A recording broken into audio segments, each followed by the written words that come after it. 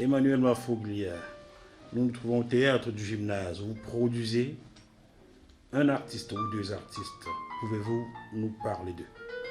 Alors il s'agit, je produis et je mets en scène deux personnes que j'aime beaucoup. L'un qui nous vient du cinéma, qui est Jean-Christophe Brétinière, et puis un autre que je connais bien depuis longtemps parce que c'est mon fils junior. C'est Thomas. Et Thomas Marfolia, je trouve que c'est un artiste inattendu. C'est un artiste qui a beaucoup de talent, et je le dis avec beaucoup de modestie, parce que c'est pas facile de parler de sa progéniture comme ça. Oui, tout à fait. Mais il a beaucoup de talent, il est plus doué que moi, il est pianiste, il est chanteur, il est comédien, il est orchestrateur, il est accompagnateur. Ma famille a quitté le Venezuela, où mon père allemand s'était enrichi, parce que certains le jugeaient trop proche du président de la République. Nous étions en quelque sorte, comment dites-vous, de vos jours? Oui, des réfugiés politiques.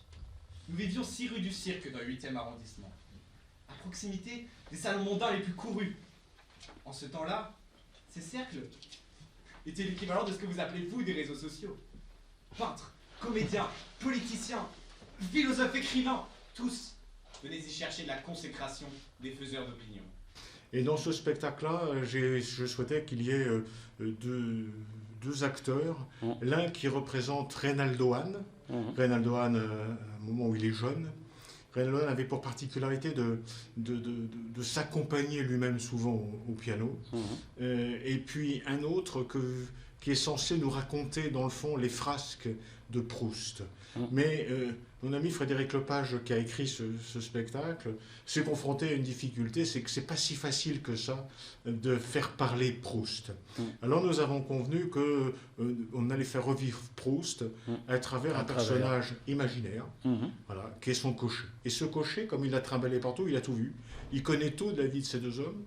Et c'est très intéressant parce que c'est une promenade d'un siècle en arrière. Ce spectacle est né des années Proust, le centenaire proustien. Et il est né parce que moi je trouvais que c'était pas normal que personne ne s'occupe de ce génie qui a été Reynaldo Hahn, tellement joyeux, toutes ces mélodies à la française, c'est Reynaldo Hahn. Alors c'est pour ça qu'on a fait ce spectacle. Et Frédéric a réussi, je crois, à faire quelque chose qui a une grande pudeur. C'est quelque chose qui est très bien équilibré, très merveilleusement écrit. Il a une plume formidable. Et puis voilà, ce spectacle est né comme ça.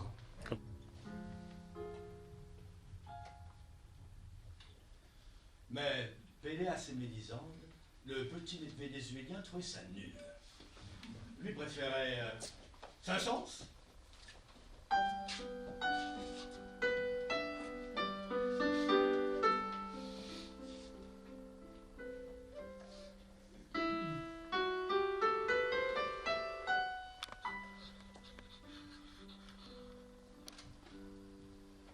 Gounod.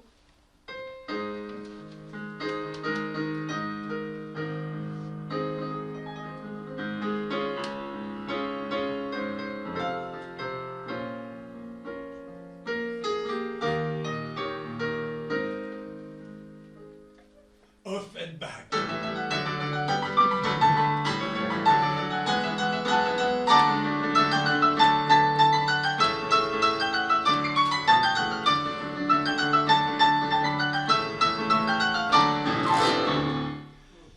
Mais leur goût se retrouvait quand je les emmenais à la Scala, boulevard de Strasbourg, pour applaudir Félix Mayol. Viens, Poupoule, viens.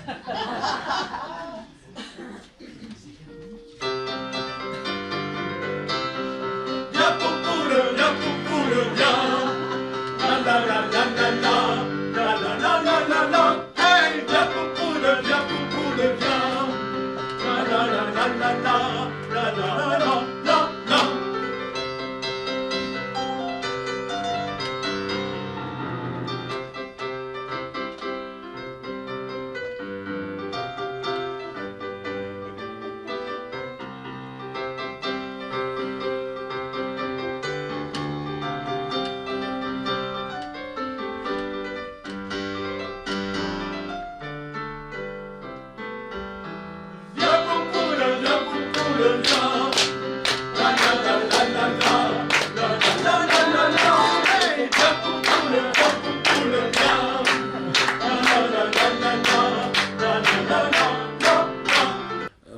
sur Thomas. Quel est son rôle? Ah. Refaire revivre Thomas, dans ce spectacle, il incarne Reynaldo Hahn. Reynaldo Et Hahn. s'il est là, c'est parce que, paradoxalement, il a un peu le même physique à son âge. Ah bon. Et puis, il a cette particularité d'être capable de s'accompagner en chantant. Mhm. Et finalement, il n'y a pas beaucoup d'artistes capables de s'accompagner en chantant. En tout cas, dans ce répertoire. Depuis Michel Berger. Et donc, c'est d'une complexité extrême ce qu'il va faire là, parce que le monde de la mélodie française, c'est techniquement très, très, très difficile. Et comme il a ce talent-là, eh bien, il est là ce soir et il incarne Reynaldo Hahn, parce que il y a même quelque chose de magique, c'est que non seulement il a un peu le même physique, mais en plus, il a un peu la même couleur de voix. Donc, il ne fallait pas se priver, quoi. Il incarne Reynaldo Hahn. Voilà. Et Jean-Christophe alors? Alors, Jean-Christophe, lui, vient du cinéma. Je l'ai admiré, le petit Reynaldo. Toujours maître de lui. Proust ne s'en apercevait pas. Mais son copain a transformé leur relation en une amitié éternelle. L'affection qui succède à la passion. C'est d'un pis-aller, n'est-ce pas? Un vieux reste d'amour qu'on ne peut plus réchauffer. Mais pour nous, ils finirent par mettre dans leur amitié autant d'intensité qu'il y en avait tout dans leur adoration. Proust ne le savait pas encore. Il lui faudrait du temps pour comprendre que, sans y avoir contribué, il avait désormais un ami pour la vie. C'est alors qu'un journaliste, Jean Laurin, seul type de la pire race des invertis, éreinta les plaisirs et les jours. Il le fit en traitant Marcel de chochotte, d'écrivain précieux, et en affirmant que son prochain ouvrage, il le préfacerait parce qu'il ne pouvait rien refuser à son fils. Et je cherchais un comédien qui soit, qui ait une certaine épaisseur, qui ait une certaine maturité, et qui ait cette magie de la voix du parler.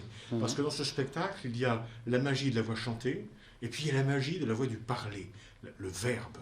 Parce que l'écriture de Frédéric Lepage, c'est quelque chose qui se prête à cette tradition du joli théâtre à la française, tel qu'on l'a connu dans les théâtres, j'ose dire, comédie française, ça. C'est une écriture classieuse. Elle n'est pas classique parce qu'elle est moderne, mais elle est classieuse.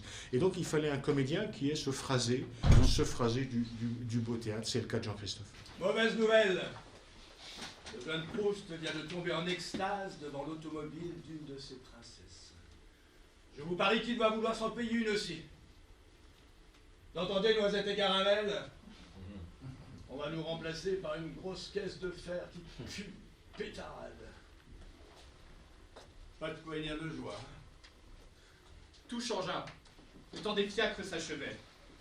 Jacques Bizet, qui avait été le camarade de jeu de Marcel, dirigeait Taximètres Unique, une société de location de voitures dont la clientèle fréquentait Cabourg, Deauville et Monaco. Grâce à lui, Marcel rencontra Alfred Agostinelli, qui devint son chauffeur et alors plus tard son secrétaire et son amant.